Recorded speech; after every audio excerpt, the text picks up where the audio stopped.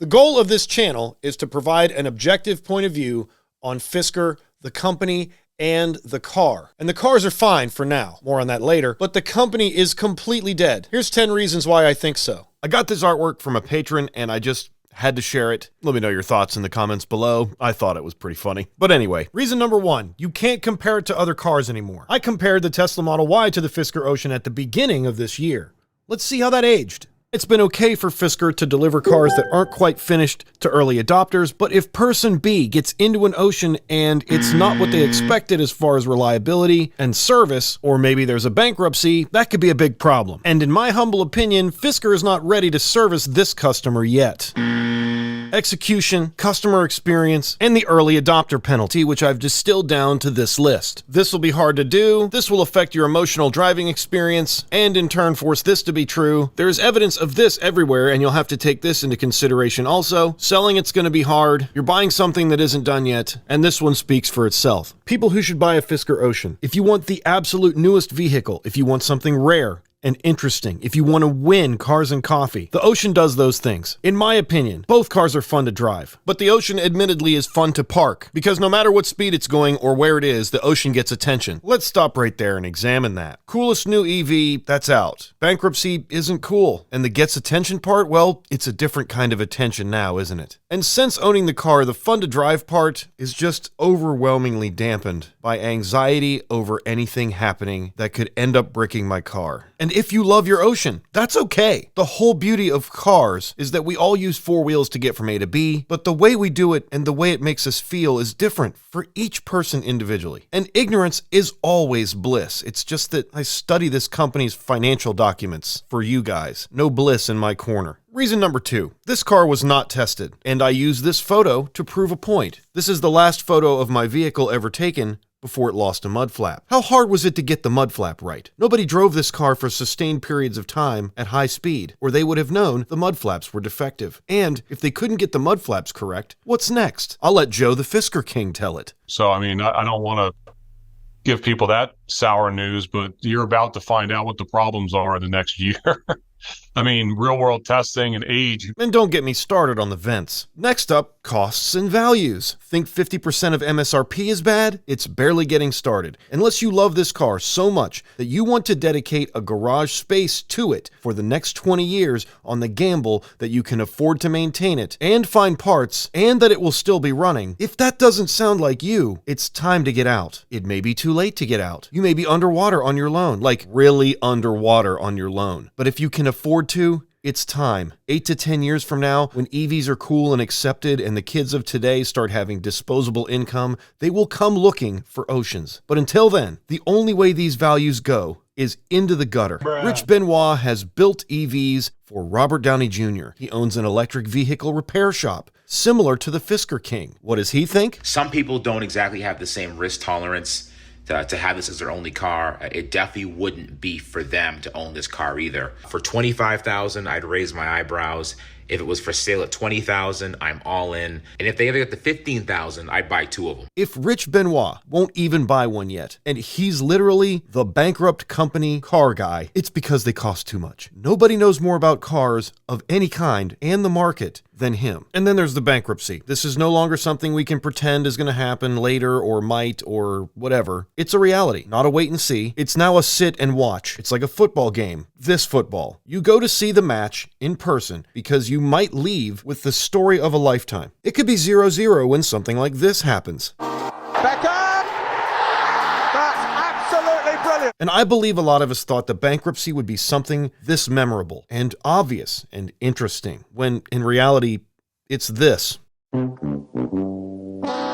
There's no buyer. There's nothing to buy. The tooling is all in the Austrian bankruptcy. And when the note holder is done, there won't be anything left. My commenter says, but why get an 8 to 9 day extension till the 17th unless you're close to a cash infusion deal or a buyout? It's not likely they're going to sell all the cars in a week's span, because the note holder, who by threat of collection runs the company to the tune of a $180 million debt, if they file for bankruptcy, the note holder has to stand in line and wait for the money instead of pocketing the cash cash from the remaining units. So 10-day extensions till every vehicle is off the lots, bingo. What are the chances of one of the 3 unnamed companies reviewing Fisker for a buyout actually going to happen? The better question is, what does the Fisker buyer get from the buyout? What's the IP? The solar roof? It gets 1,500 miles per year if you live in Southern California. There are better solar roofs to be had, especially for $1 billion in debt. Battery technology? No, that's CATL. The whole platform is Magna. You want that? You go to them. The software. What software? It's not finished. Does the buyer want TomTom? The throttle mapping from the car is straight out of an RC car. The brand itself is ruined. One of my patrons, a Fisker Ocean owner by the way, sent me this logo. And if the owners, who honestly we are the hardest ones to convince that it's over, know it's over, who wants to get involved with this brand? And if you are enjoying your Ocean, I'm very glad for you. But if you're in reverse on a downhill slant and you start rolling forward because the hill holds so weird, once again, I'm willing to admit this, it doesn't work the way it's supposed to. Because of the poor software, you could just roll into anything at any time. And speaking of situations that may need expensive remedies, let's talk about parts. Here's an example. My dog was upset by being left in the car while we ran an errand. He's fine. Any tips on where to obtain a new piece of glass? I've been calling around this morning, and 1 of 5 glass places said they'd even look into how to obtain replacement glass. These are glass companies. They specialize in selling you glass, and only 20% of people this customer called were willing to look to see if they could find glass for this car.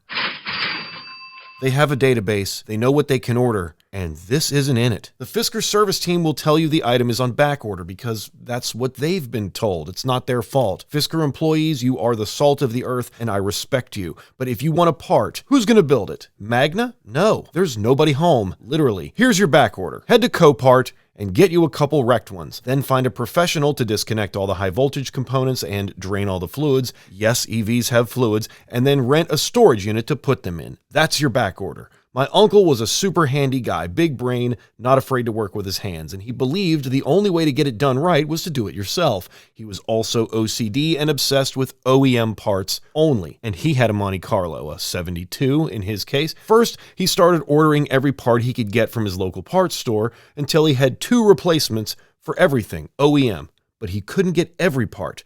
So he bought a second Monte Carlo. His garage was a living, breathing 72 Monte Carlo museum. And if you are my uncle, then head to Copart, buy a couple of these, they don't have a lot of bids as you can see, and break some ground. It's time to build another garage. And where do you get the parts from anyway? Well, supposedly service. So let's talk about that. If you don't have a dead car right now, chances are nobody's coming to help you. And if you did get service, you were probably very lucky. And people in the comments and other places are telling me that service is coming to the dealerships. So you know me, I called all the dealerships on the Fisker website. Now, they've claimed there are more coming, but they don't have phone numbers for them, and I'm not going to look outside of Fisker to try to bother people who aren't set up to even sell these vehicles yet. But I did call every Fisker dealership on the website. Indianapolis, we can provide service, quote, for the foreseeable future, end quote. I asked about vents. They said they can service the vents, but would need to check the availability of what parts they have left. I asked about windshields. They said,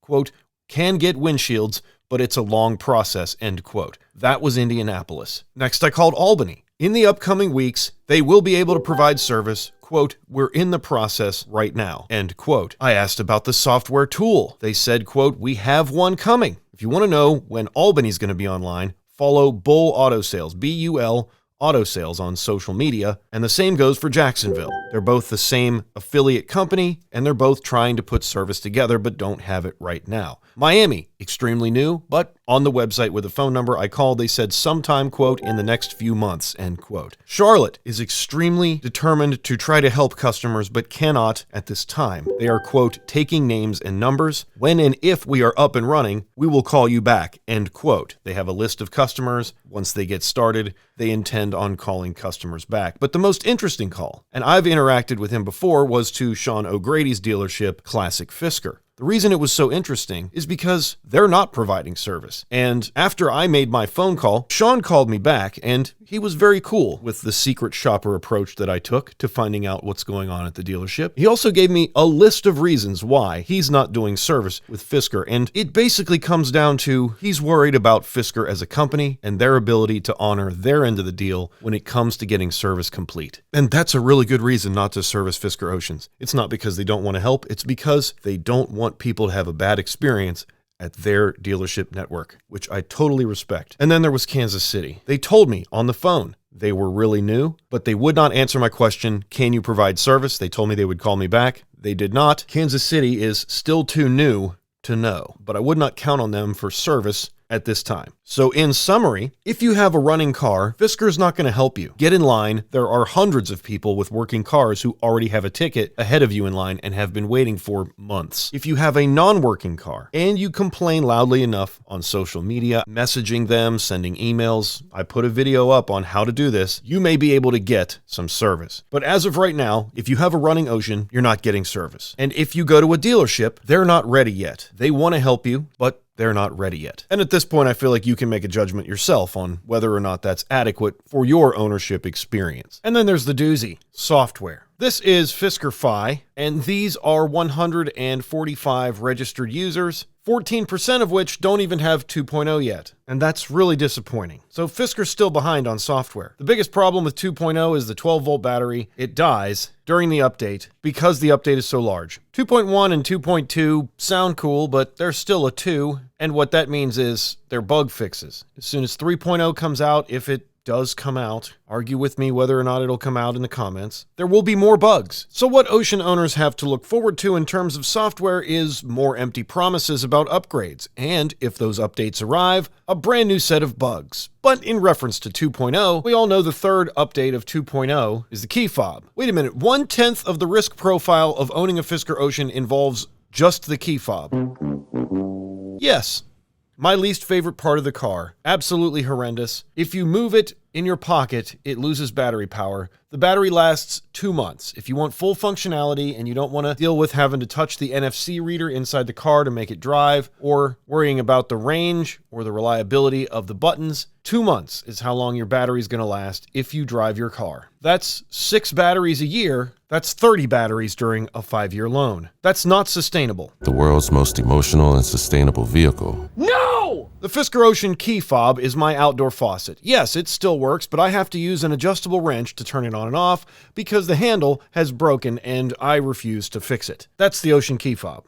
Except there is no fix. And remember, there's only one for every car. Next up is the dealerships. No disrespect to them at all. I appreciate what they're doing and I understand why they're doing it. The dealerships are consignment agreements. To achieve a quote-unquote dealership status with Fisker, what you do is agree to sell their cars for a commission. That's it. If you're a dealer and someone came to you and they said, we have these cars, if you were to sell one or several, we'll give you X amount per car. That's how the Fisker Ocean dealership program currently works. And as I stated before, I talked to Sean O'Grady recently at Classic Fisker Atlanta. He was able to work with Fisker and they've lowered the prices again to where options on cars are no longer an extra charge. And they're only doing the extreme because they feel that's the best value. So if at the end of this video where you are, you're still interested in a Fisker Ocean, I'm not going to tell you what to do. I'm just going to provide you with information so you can make an educated choice. Call Classic Fisker in Atlanta. They're going to be the most upfront with you. They're going to tell you what's really going on with the company, and you'll know exactly what you're getting into. And finally, you know me, I'm pretty big on historical performance, and Fisker has done nothing but broken every promise they've made, especially to Ocean One owners. You've got people who paid $70,000 for these cars, $5,000 of which they gave to Fisker months before they received their cars, essentially as a zero-interest loan to Fisker. And when Fisker had to drop the price of the Fisker Ocean Extreme by $7,500, they gave $7,500 of benefits to Fisker Ocean One owners. But there's no money for Fisker to provide any of these benefits. Ocean owners have tried to redeem benefits. They have not had success. Everyone is entitled to $1,000 worth of charge point, which anyone that owns an electric car could redeem immediately. None of that has been delivered. There's a referral program of which I have 15,000 points. I know I'll never get anything else out of that. It all leads me to conclude that one cannot trust anything this company says. If you're the note holder and you control the company, and you know there's millions of dollars worth of benefits that people need, and those millions of dollars are money that you could keep instead, would you let Fisker include them in the budget? And that's all I have to say about that. So in conclusion, should you buy a Fisker Ocean? Sorry.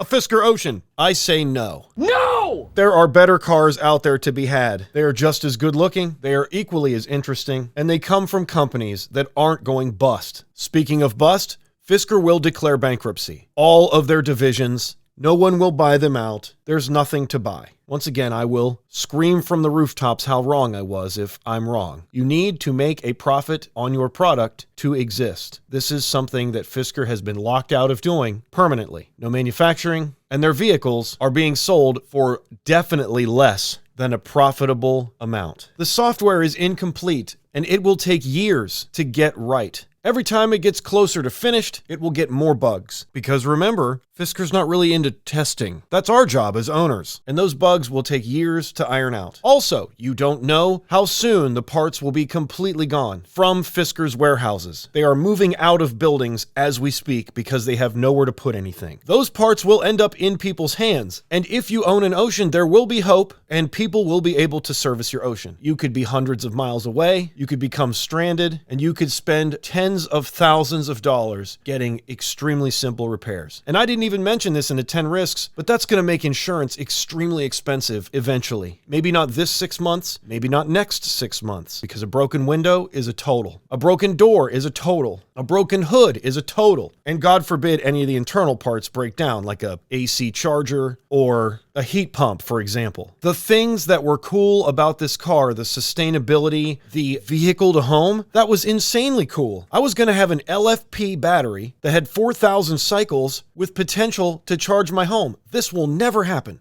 This company cannot do this. It does not have the money, the means, the management, or the know-how to deploy any of that. The coolest things about this car are no longer cool or do not exist at this time. And the only reason I say any of this is so the owners that watch this channel and the potential owners who are shopping for this car know what's coming. If you can get out, or become a feverish, OCD obsessive, multiple Ocean owner who will forever be in a very exclusive club with a small number of owners who have a partly functional car from a completely defunct company. And now that we have some hindsight, was it a up or a con job? Let me know your thoughts in the comments below. And if you think Fisker's still going to come back and bankruptcy will never happen, feel free to make fun of my hair or my posture or the background I use for my green screen. As crazy as I sound, I appreciate that feedback too. And that brings me to my final piece of advice for consumers, either owners today or potential owners tomorrow. What is your risk tolerance? Some people don't exactly have the same risk tolerance.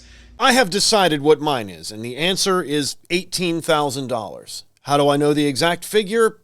Subscribe, that video's my next one. Join Patreon or become a YouTube member for early access to those videos. Subscribe for more. That's all there is for this one. We'll see ya next time. Hey, smash the like button. Thank you.